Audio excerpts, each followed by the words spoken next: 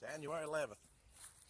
As you can see, I'm out here in short sleeves. 63 degrees right now.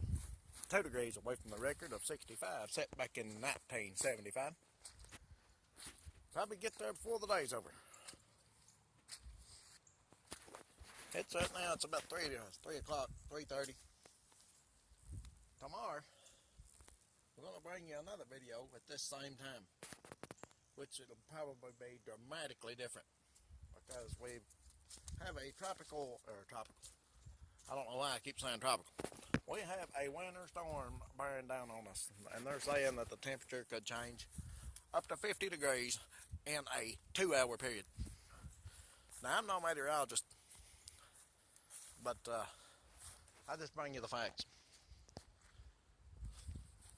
So y'all come back about this same time tomorrow, and we'll see what all this up there here behind me.